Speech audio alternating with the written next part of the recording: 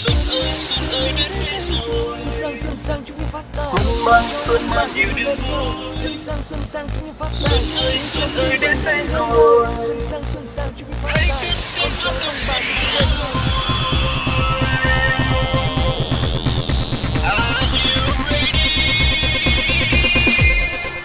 Let's go! Vui xuân ta cùng đón xuân, kính chúc nơi nơi sống trong an lành. Vui xuân ta cùng đón xuân, kính chúc muôn nhà gặp nhau an vui. Vui xuân ta cùng đón xuân, kính chúc nơi nơi sống trong an lành. Vui xuân ta cùng đón xuân, kính chúc muôn nhà gặp nhau an vui. Một mùa xuân mới với rất nhiều niềm vui, mọi người cùng nhau hân hoan đón giao thừa. Bày trẻ thơ ngây hát vui cùng mùa xuân, rộn ràng nơi nơi tiếng trong lưng tưng bừng. Cành đào tươi thắm khoe sắc cùng mùa xuân, nào cùng nâng ly ta chúc xuân phát tài.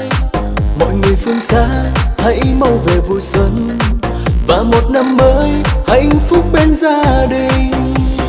Xuân ơi đến đây rồi, xuân mang nhiều niềm vui. Xuân ơi đến đây rồi, hãy cất tiếng hát đón xuân vui.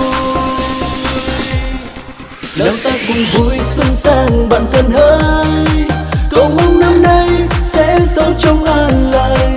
Nào ta cùng vui xuân sang bản thân hỡi, mùa xuân năm nay sẽ sánh duyên bên người. Xuân sang chúng phát tài, con cháu ông bà cùng bên nhau. Xuân sang chúng phát tài, tiếng trống tưng bừng rộn ràng nơi nơi. Xuân sang chúng phát tài, con cháu ông bà cùng bên nhau. Xuân sang chúng phát tài, tiếng trống tưng bừng rộn ràng nơi nơi. Vui xuân ta cùng đón xuân, kính chúc nơi nơi sống trong an lành. Vui xuân ta cùng đón xuân, kính chúc muôn nhà gặp nhau an vui. Vui xuân ta cùng đón xuân, kính chúc nơi nơi sống trong an lành. Vui xuân ta cùng đón xuân, kính chúc muôn nhà gặp nhau an vui. Một mùa xuân mới với rất nhiều niềm vui, mọi người cùng nhau hân hoan đón giao thừa.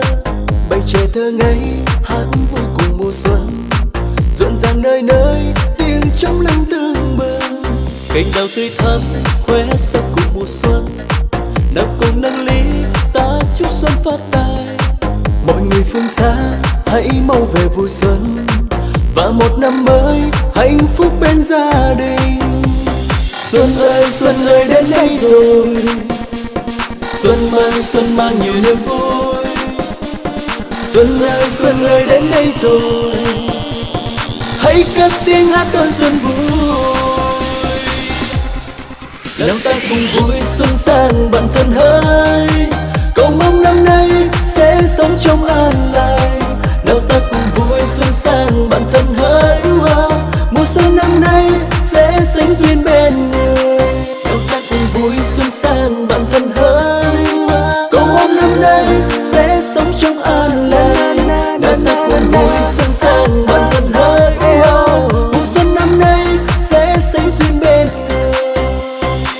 Vui xuân ta cùng đón xuân, kính chúc nơi nơi sống trong an lành. Vui xuân ta cùng đón xuân, kính chúc muôn nhà gặp nhau an vui. Vui xuân ta cùng đón xuân, kính chúc nơi nơi sống trong an lành. Vui xuân ta cùng đón xuân, kính chúc muôn nhà gặp nhau an vui.